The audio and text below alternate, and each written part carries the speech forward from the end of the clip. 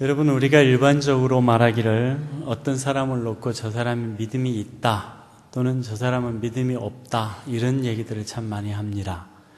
여러분들이 그렇게 사람을 규정하고 말할 때의 기준이 무엇입니까?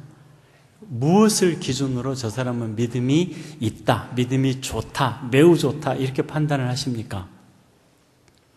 일반적으로는 예배 시간 빠지지 않고 잘 드린다, 그리고 새벽기도 열심히 하고 작전기도 하고, 그리고 맡겨주신 일에 충성한다, 이런 것들을 잘하면 신앙에 매우 좋다, 이렇게 판단을 합니다. 맞습니까? 그렇게 얘기했다 틀렸다 그럴까봐 지금 말을 못하고 계십니다. 성경에서 말씀하시는 믿음이 좋다라는 기준은 그러면 무엇이겠습니까? 하나님께서 말씀하시는 저 사람 믿음이 좋다, 안 좋다라는 기준을 뭘로 정하시겠습니까? 제가 창세기부터 요한계시록까지 설교 다 끝냈는데 또 다시 시작해야 됩니까? 사랑이죠. 네. 창세기부터 요한계시록까지 하나님은 우리에게 끊임없이 말씀하시는 게 사랑이고, 예수님께서 오셔서 다시 그걸 강조해서 하나님의 사랑, 이웃사랑을 말씀하시고, 내가 새 계명을 주노니 너희가 서로 사랑하라. 너희가 서로 사랑하면 그로써 내 제자인 줄 알리라 말씀하십니다. 그래서 사랑을 풍성하게 드러내며 사랑할 줄 아는 사람이라면 믿음 좋은 사람입니다. 아무리 성경책을 거룩하게 끼고 새벽 예배를 빠지지 않고 작전 기도를 하고 성경을 창세기부터 요한계시록까지 환하게 알아서 아무리 설교를 잘하고 강의를 잘하고 아무리 교회에 재산을 내놓고 충성을 해도 사랑이 없으면 아무것도 아니라는 말입니다. 울리는 꽹과리와 같다라고 말씀하고 계십니다. 믿음 없는 사람이다, 이 말입니다. 그렇기 때문에 하나님께서 우리에게 사랑을 요구하셨고, 그 사랑을 행할 수 있느냐 없느냐를 놓고 믿음이 있다 없다를 우리는 판단할 수밖에 없게 되는 것입니다. 그래서 첫 번째 날에 성경 전체가 우리에게 밝히도록 말씀하시는 내용이 무엇인가, 사랑이다라고 말씀을 드렸고요. 그 다음 주에는 주님의 말씀대로 일어나 자리를 털고 사랑하지 못했고 걷지 못했고 내 마음대로 하지 못했던, 나를 억누르고 짓눌렀던 모든 것들을 털어버리고 일어나 걸어 주님이 말씀하신 사랑의 자리로, 은혜의 자리요, 주님이 원하시는 그 자리로 걸어가야 된다라고 말씀을 드렸습니다. 그러면 오늘은 세 번째 날은, 그러면 우리가 그 길로 갈 수 있도록 하기 위하여 우리에게 절대적으로 필요한 것이 무엇인가라는 겁니다. 기도입니다. 기도하며 그 기도를 통해서 하나님 앞에 은혜를 받고 힘을 얻으며 동력을 얻어서 그렇게 사랑할 수 있는 자리로, 사랑하기 때문에, 내가 하나님을 사랑하기 때문에 어디든지 갈 수 있고, 내가 영혼을 사랑하기 때문에 땅끝까지 가서라도 품을 수 있는 그 사랑의 자리로 일어나 걸어가야 된다라고 하는 것입니다. 그런데 오늘 본문에 이 말씀을 하시기 전에 이 마태복음 6장에는 몇 가지 주제가 등장을 합니다. 구제, 그리고 기도, 금식, 보물을 하늘에 쌓아두는 문제에 대하여 말씀을 하십니다. 주제는 다 바뀌는데 그것이 구제의 문제이고 금식의 문제이고 기도의 문제이고 주제는 바뀌는데 내용은 다 똑같습니다. 사람한테 보이려고 하지 마라, 이 말입니다.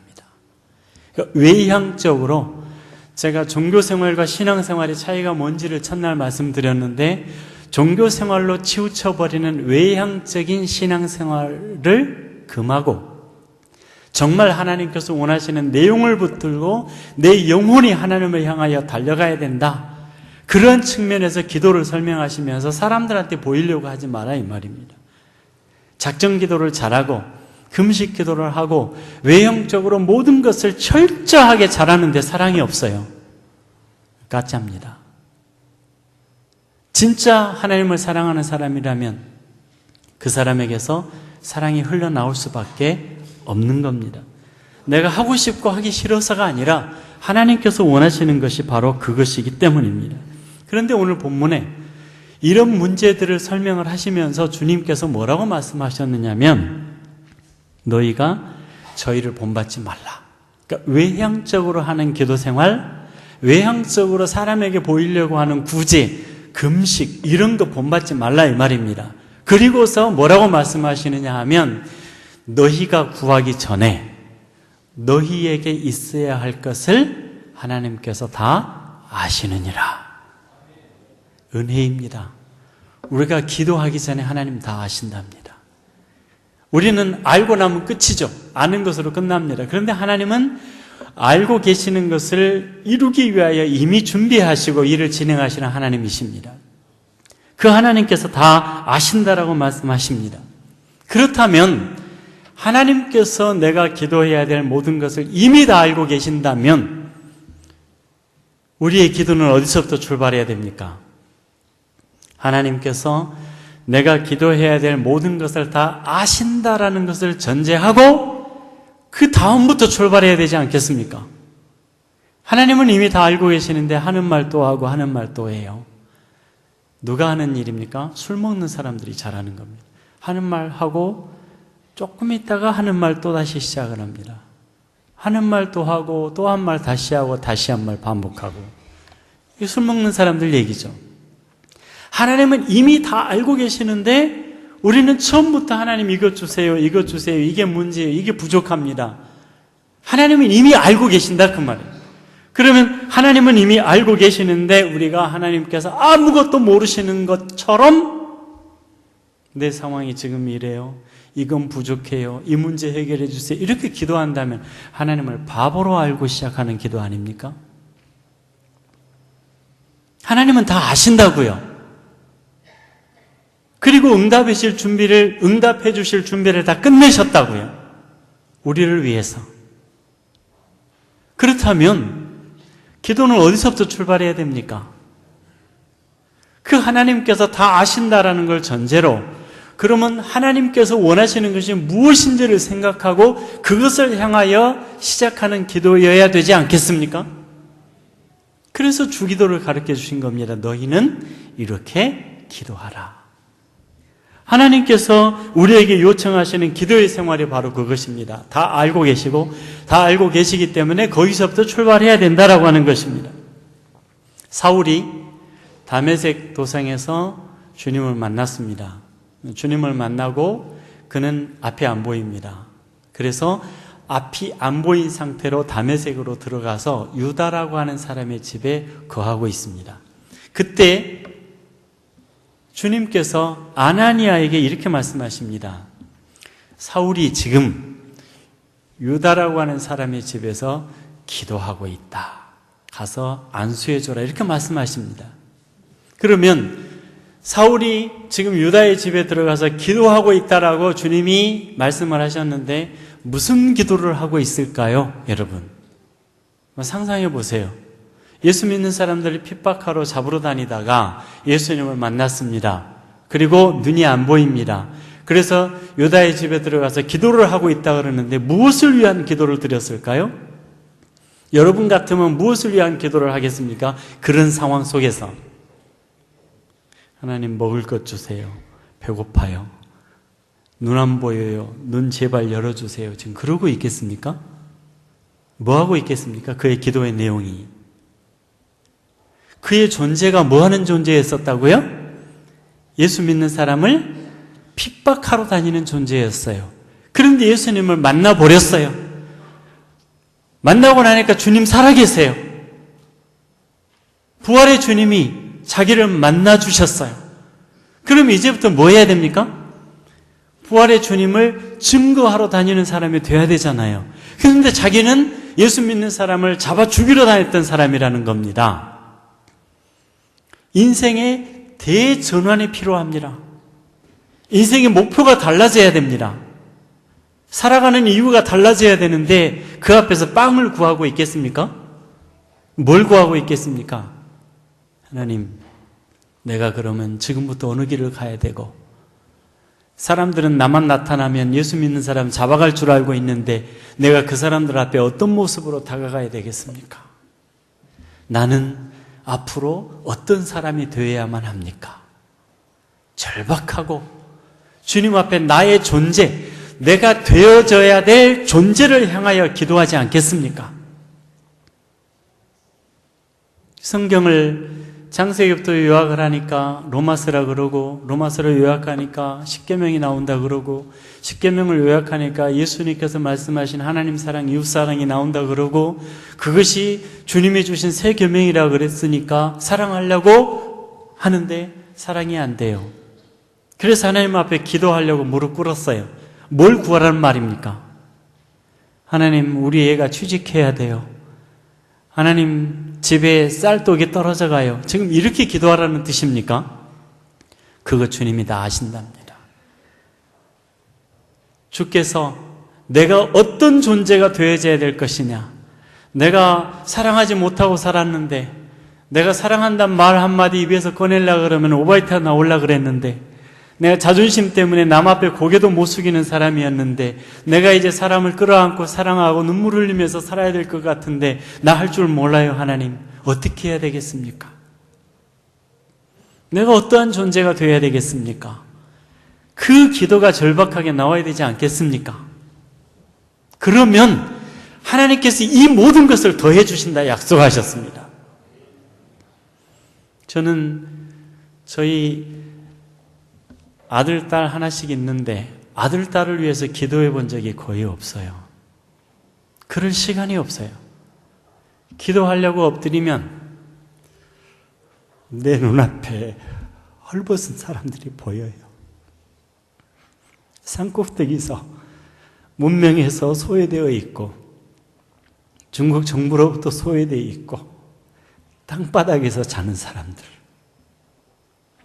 운동하는 구멍이 뚫어져서 흙모래가 다 들어가고 흙모래 들어간 신발로 걷기만 하면 피부가 까지는 사람들, 그 사람들이 눈에 보여요. 그 사람들을 위해서 기도하다 보면 내 자식들을 위한 기도를 한 번도 제대로 해본 적이 없습니다. 그런데 하나님께서 내 자녀들을 책임져 주십니다. 두 자녀가 다 대학 졸업반인데 대학을 다니는 동안에 등록금을 10,000원도 내본 적이 없습니다. 두 놈 다. 두 녀석 다 장학금으로만 학교를 다니다 보니까 내가 자녀들 때문에 신경 쓰지 않고 일에만 매진할 수 있었어요. 하나님의 은혜입니다. 여러분이 그의 나라를 구하고 그의 의를 구하여 나아가시고 그것을 위하여 기도하고 나아가신다면 여러분의 쓸 것은 하나님이 다 아신답니다. 믿으십니까? 이것을 믿으신다면 여러분의 기도는 어디서부터 출발을 해야 됩니까?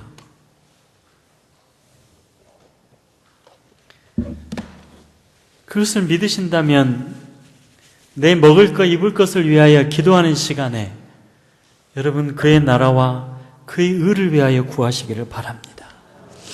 내가 어떻게 살아가야 됩니까? 내가 하나님 말씀 설교를 이렇게 들었는데 나는 듣고 보니까 그런 존재가 아닙니다.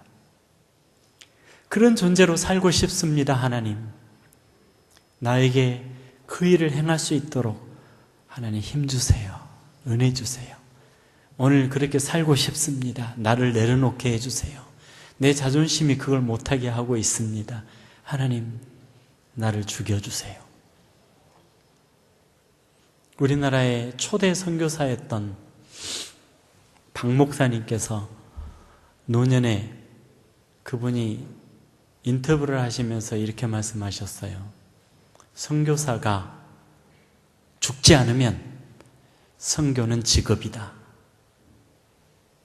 목사가 죽지 않으면 목사는 직업이다. 장로가 죽지 않으면 직업인 줄로 착각한다, 이 말입니다. 우리는 직업으로 그런 일을 하려고 하나님 앞에 나온 사람들 아닙니다. 사랑의 직분을 부여받은 사람들입니다. 그 일을 감당하기 위해서 하나님 앞에 눈물을 흘리며 내가 어떤 존재가 되어져야 됩니까? 이걸 놓고 씨름하면서 기도해야 되지 않겠습니까? 여러분의 자식이 맨날 학교만 가려고 그러면서 부모님에게 용돈 부족해요, 용돈 올려주세요, 공부를 안 하면서 맨날 용돈 타령만 하면 여러분 용돈 주고 싶습니까? 안 주고 싶죠.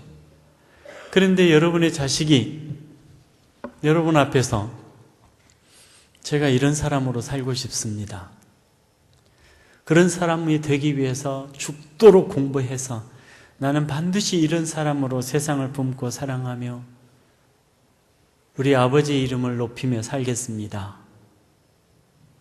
여러분 그렇게 얘기하면 어떻게 하고 싶으십니까? 여러분 마음속에서 용돈을 더 주고 싶죠. 용돈 달라는 말보다 강력한 다이너마이트 같은 힘으로 여러분의 심장을 흔들어 놓지 않습니까? 자녀를 사랑하고 싶고 용돈 주고 싶고 그러지 않습니까? 오늘 우리가 하나님 앞에서 그런 존재가 되어야 된다는 말입니다. 그런데 우리는 목표를 잘못 잡고 있어요. 세상에서 내가 뭔가 하나님의 힘과 능력으로 얻어서 내가 쌓아서 뭔가를 하려고 생각을 해요. 맨날 부족하대요. 제가 사역하는 사역자의 영혼들은 아무것도 없는, 거의 문명이 없는 원시적인 상태에서 살고 있습니다. 그럼에도 불구하고 어찌하면 좀 더 나눌 수 있을까, 섬길 수 있을까? 내가 산에 들어가면 어떻게 하면 나를 먹여서 내보내려고 온갖 노력을 다 합니다. 나는 너네 살림 축내니까 차리지 말라라고 씨름하고, 그 형제들은 차리려고 씨름하고, 그 산에 올라갔다 내려오면 한바탕 씨름이 꼭 벌어지고서야 헤어질 수 있습니다. 사랑하기 위해서.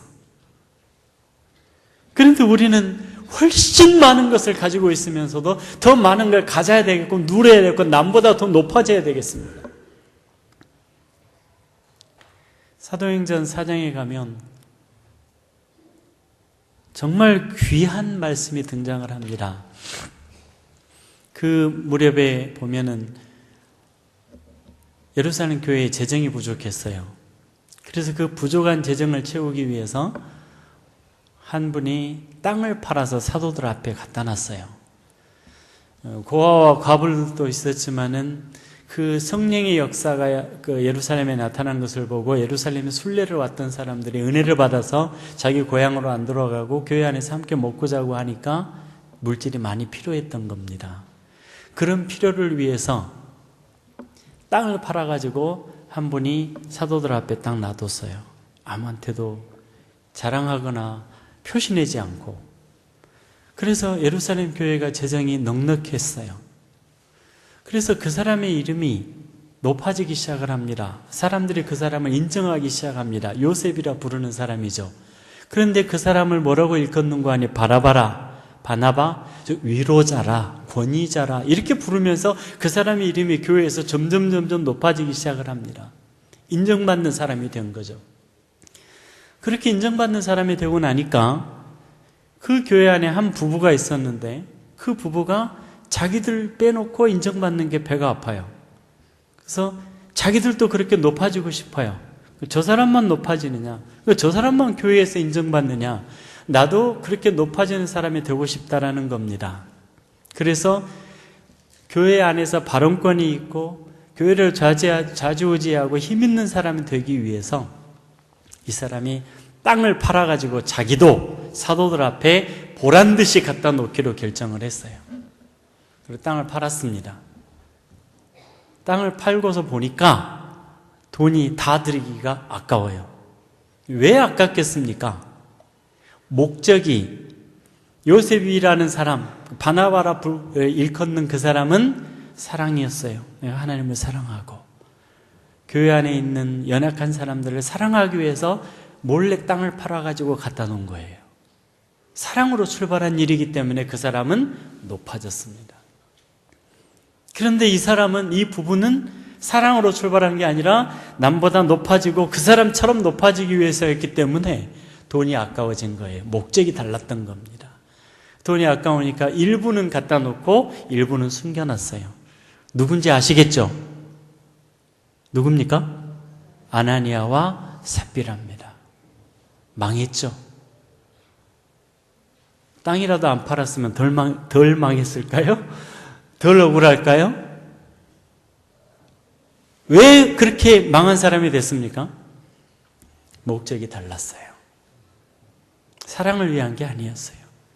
진짜 하나님 사랑, 이웃 사랑을 위해서 출발한 일이 아니었고 믿음으로 향한 일이 아니었어요. 그런데요, 신기하게도 사도행전에 보면 기록들이 매우 흥미진진하고 기쁘고 은혜 충만한 사건들이 쭉 기록이 돼요. 놀랍습니다. 성령이 임하고 설교를 하니까 몇천 명이 주께로 돌아오고 권능이 임하고 막 흥미진진한 일이 일어나는데 왜 하필이면 아나니아와 삽비라 사건이 꼭 거기에 탁 끼워 있느냐 이 말이에요. 초를 쳐버린 잔치집에 마치 찬물을 끼얹는 듯이 아나니아와 삽비라 사건이 사도행전 4장 초반에 딱 끼어 들어옵니다. 왜 하필 거기에다 성경을 기록해놨을까요? 성경이 그 사건밖에 없었겠습니까? 수없이 많은 사건들이 있었을 텐데 왜 그 사건을 거기다 끼워놨겠습니까? 그것은 은혜가 임한 곳에, 성령이 임한 곳에, 신약 교회가 시작된 이후에 앞으로도 아나니아와 삽비라 같은 인생들이 수도 없이 등장할 것이라는 것입니다. 그러므로 우리가 어떤 존재가 되어야 되느냐 하는 문제에 대해서 경고로 하나님께서 그 말씀이 기록된 것으로 보입니다. 인류 역사가 시작된 이래 교회든 세상이든 사람들이 많이 모이잖아요. 아무것도 없었을 때는 괜찮은데 뭔가 갖기 시작하잖아요. 그러면 꼭 거기에 권력을 갖고 싶어하는 존재가 등장을 합니다. 힘 있는 사람이 되고 싶은 사람이 등장을 합니다.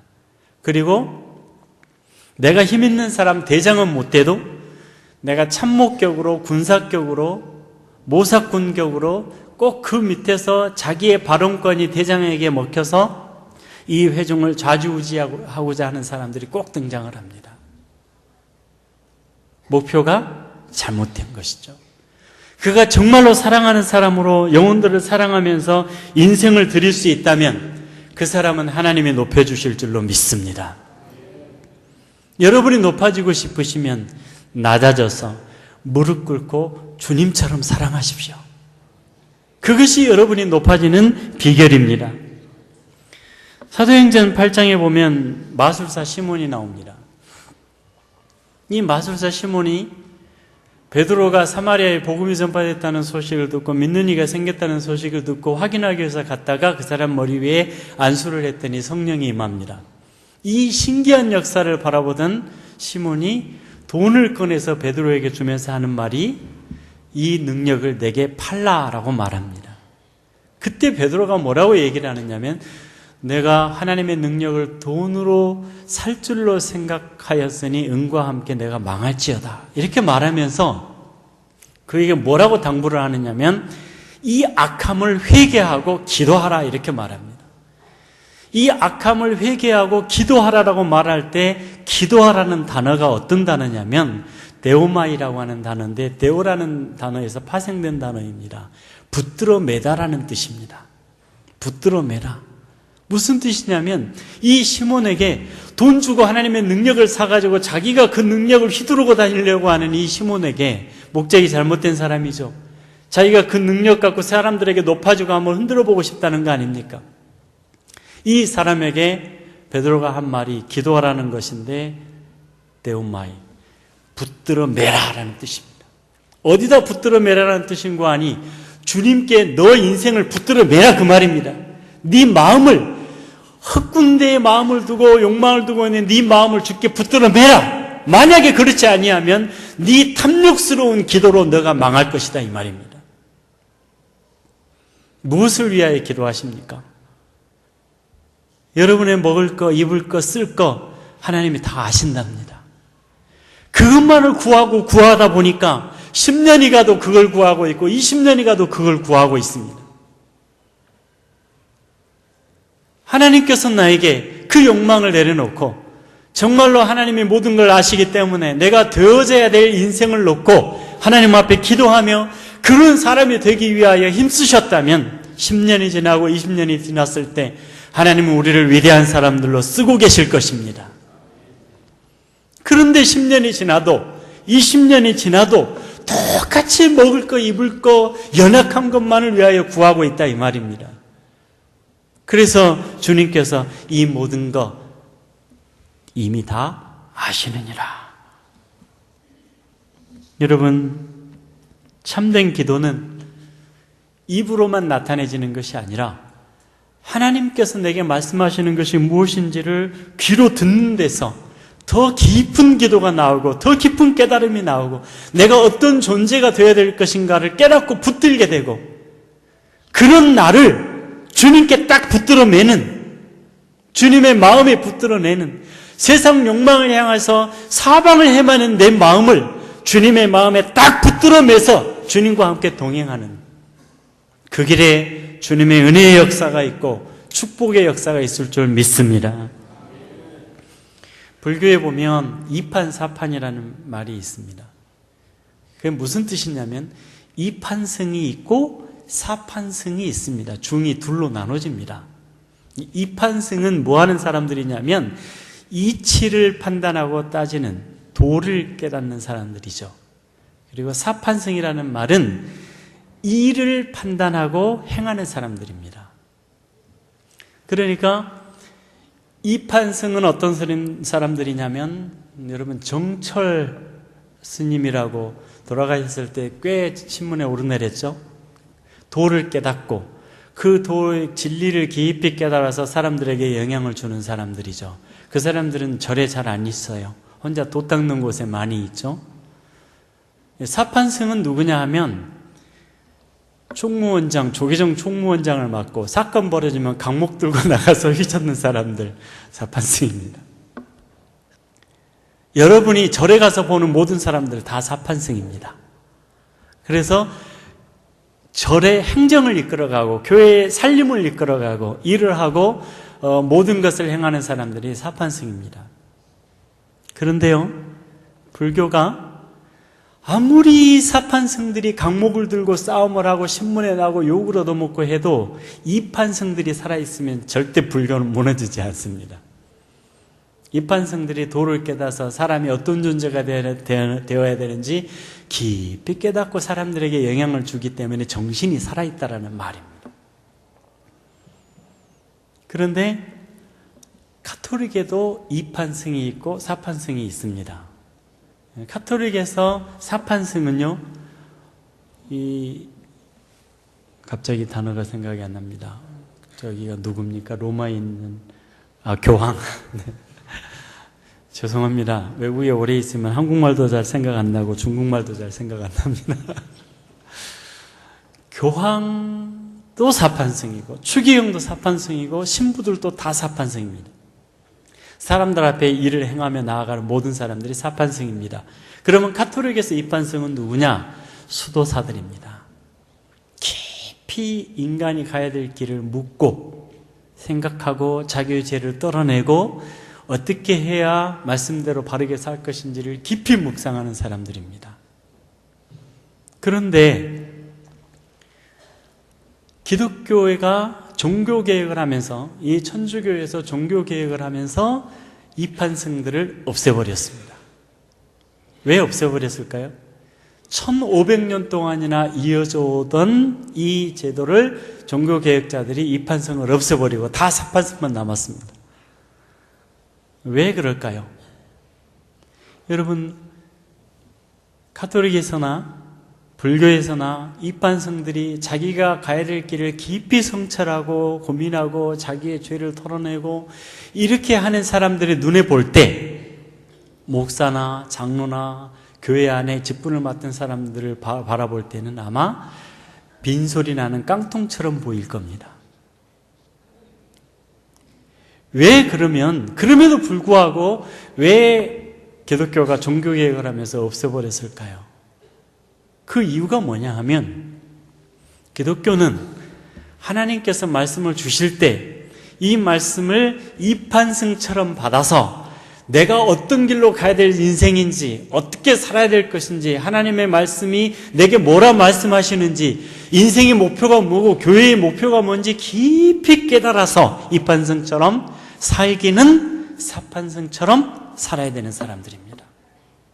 그래서 그렇게 깨달은 것을 세상 속에서 살아야 되는데, 카톨릭을 보니까 수도승들이 깨닫기만 하고 세상에서는 행하려고 않고 세상에서 도망가가지고 수도원 안에만 있는 겁니다. 그래서는 안 된다. 그래서 그렇게 깨달은 것을 세상 속에서 사랑을 행하며 말씀을 행하며 실천하며 살아야 된다. 그래서 이판승들을 없애버린 겁니다. 그러면 어떻게 해야 됩니까? 우리는 지금 다 사판승 같아요.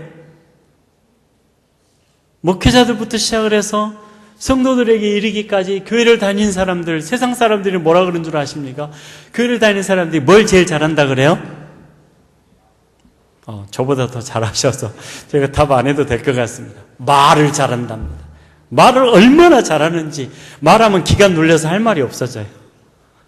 행하면요, 사랑을 행하는 게 없어요. 사랑이. 이판승이 없어져 버렸고, 하나님께서 원하셨던 것은 내 안에 이판승, 사판승이 다 있어야 된다 이 말이에요. 말씀을 묵상해야 되고 들어야 되고 깨달아야 되고 깨달은 것이 내 인생의 목표가 되어야 되고 그것을 향해서 깊이 묵상하고 기도해야 되고 그리고 세상 가운데 들어가서 그 말씀대로 사랑하고 행하면서 살아가야 된다라고 하는 말입니다. 그런데 우리의 삶 속에 그게 사라져버렸다라고 하는 말입니다. 하나님께서 우리에게 요구하시는 것은 한 사람 안에 2판, 4판이 다 들어야 된다 그 말이에요. 일을 하다가 마음대로 하니까 A 2판, 4판이라 이렇게 살라는 말이 아니에요. 정말 내 안에 2판, 4판이 다 들어있어서 내가 입으로만 쏟아내면서 하나님 이거 주세요, 이거 주세요 다고 하지 말고 하나님이 나에게 어떻게 살라 그러셨는지 내가 어떤 존재가 되어져라고 말씀하셨는지를 깨달아서 그런 존재가 되기 위하여 깊이 묵상하고 내가 그렇게 살고 있는지를 깊이 성찰해서 돌아보고 그렇게 돌아온 삶을 세상 가운데서 행하며 사랑하며 나보다 연약한 자들을 끌어안고 울며 기도하며 그 사람들이 주께로 돌아올 수 있도록 세상으로 여러분의 사랑을 흘려나가게 살아야 된다는 말입니다. 근데 그것을 행하려고 할 때 제가 둘째 날 말씀드렸죠. 그걸 행하려고 그렇게 순종하여 행하려고 일어서라라고 말씀하시는 순간에 일어서면 나보고 하라고 하시는 게 아니라 그런 사람으로 하나님이 만들어 주시겠다라는 겁니다. 그러므로 그렇게 붙들고 나아가시기를 바랍니다. 욥이 하나님께 할 말이 너무 많았어요. 하나님 나는 죄 없는데 사람들이 날 보고 죄인이라 그럽니다. 저 친구들이 날 보고 죄 있다 그럽니다. 내가 얼마나 열심히 살았는데 할 말이 너무너무 많았어요. 토해낼 말이. 그런데 하나님께서 욥에게 어느 날 찾아오셔서 물으십니다. 너가 산 염소가 새끼치는 때를 아느냐? 여러분 산에서 사는 염소가 몇 월 달에 새끼를 낳는지 아십니까? 너가 낚시를 가지고 악어를 깰 수 있겠느냐? 네가 고래를 먹여서 키울 수 있겠느냐? 왜 바닷물이 꼭 거기까지만 왔다가 되돌아가는지 너는 이유를 아느냐? 물어보니까 아무것도 아는 게 없어요. 하나님은 욥이 알든 모르든 상관없이 고래를 새우를 먹여 키우고 계십니다.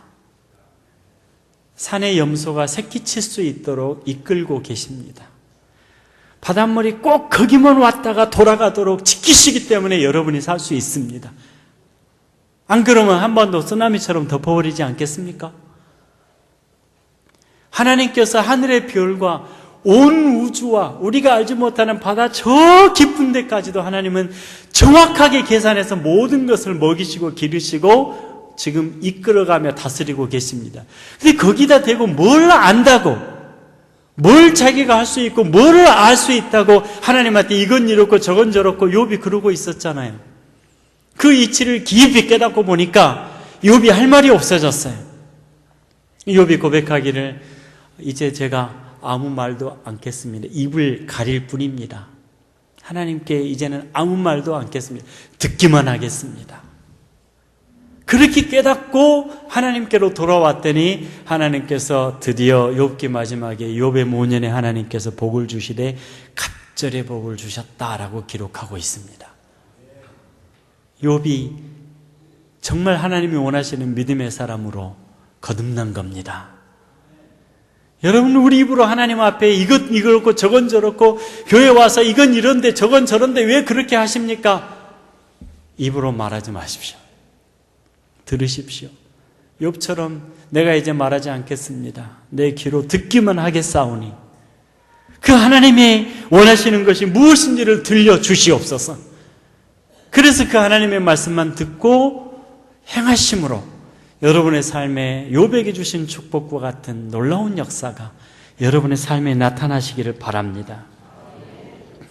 여러분, 서울대 법대에서 법을 공부하다가 국악에 깊이 빠져서 국악의 길로 들어서신 황병기 선생을 아십니까? 그 황병기 선생이 1989년도에 그 에밀레 종이 마지막으로 타종을 하고 이제는 종을 보호하기 위해서 타종을 안 하기로 결정을 했어요. 그러니까 이 황병기 선생이 그 에밀레 종 타종을 이제 마음속에 그 종소리를 깊이 담아두기, 앞으로는 안 울릴 거니까 깊이 담아두기 위해서 경주로 달려 내려갔습니다. 그래서 그 종소리를 듣기 위해서 그 종을 치는 바로 앞에 제일 크게 소리를 잘 듣고 싶어가지고 딱 서 있는데 그 앞에 박물관장에 종을 치러 올라갔다가 맨 앞에 서 있는 황병기 선생을 발견을 했어요. 올라와 주십시오 라고 부탁을 해서 같이 잡고 종을 타종을 한 겁니다. 그런데 이 일반 종도 그 종각에서 서울의 종각에 종을 치면 한 번 치고 한참을 있어야 치지 않습니까? 울려 나가도록. 근데 그 종소리의 파장이 제일 긴 종이 에밀레 종이랍니다. 그러니까 한 번 치고 그 다음 타종 때까지 많이 기다려야 되는 거죠. 이 양반이 종을 3번을 치고 내려와 버렸습니다. 더 이상 칠 수가 없어서. 그래서 내려와 버린 사람을 보고 옆에 사람이 묻습니다. 왜 종을 안 치시고 내려왔습니까? 그랬더니 이분이 하시는 말씀이 나는 에밀레 종소리를 듣고 가슴에 깊이 새기려고 왔는데 종을 칠 때마다 사람들이 함성을 질러대니까 함성 소리에 묻혀서 종소리가 하나도 안 들립니다. 그래서 나는 종을 치려고 한 사람이 아니라 종을 소리를 들으려고 한 사람이기 때문에 종소리를 듣고 싶어서 내려왔습니다. 그랬더니만 그 옆에 서 있던 사람이 가르쳐 주더랍니다. 여기 말고 저쪽 맞은편 언덕에 있는 반월성으로 올라가십시오. 그러면 거기 올라가면 종소리가 잘 들립니다. 그러더랍니다. 안 믿겠더랍니다. 종이 여기 있는데 여기가 제일 잘 들리지 어떻게 거기가 잘 들리느냐. 그래서 반신반의하면서도 반월성에 올라갔답니다. 거기 올라가고 있으니까 사람들로부터 떨어졌더니 사람들의 함성, 욕망, 환호 모든 것으로부터 떨어졌더니 종소리가 자기 귀를 때리더랍니다. 여러분, 내가 하나님 앞에 욕망을 드러내고 하나님 이거 해주세요, 저거 해주세요, 내가 이게 부족합니다, 그런 욕망으로 가르쳐서 하나님 앞에 소리질러 기도하는 동안에는 아무것도 안 들립니다. 하나님이 내게 뭘 원하시는지 안 들립니다. 내 욕망만 막 불뚝불뚝 일어섭니다. 내가 원하는 것만 일어섭니다. 내가 원하는 것만 내 마음에 가득 일어서서 그 뜻대로 막 구해놓거나 하는 말이 내가 기도 중에 구했으니까 하나님의 뜻대로 구한 것이다. 이건 하나님의 뜻이다. 희한한 논리를 가지고 밀어붙이는 그리스도인들 굉장히 많습니다. 오 마이 갓. 아무도 안 놀라세요. 우리 모두가 지금 그렇고 살고 있는데 아무도 안 놀라세요. 놀래야 되고 부끄러워져야 되고 고개를 들 수 없어야 되는데 우리가 지금 그렇게 살고 있지 않습니까? 우리가 그렇게 살다가 한국의 기독교가 세상으로부터 욕먹는 꼴이 되지 않았습니까? 세상을 살려야 되고 세상을 살려내야 될 교회가 세상으로부터 욕먹고 있습니다. 왜요? 그 욕망의 소리에 사로잡혀서 하나님 앞에 소리를 지르고 있지 않습니까?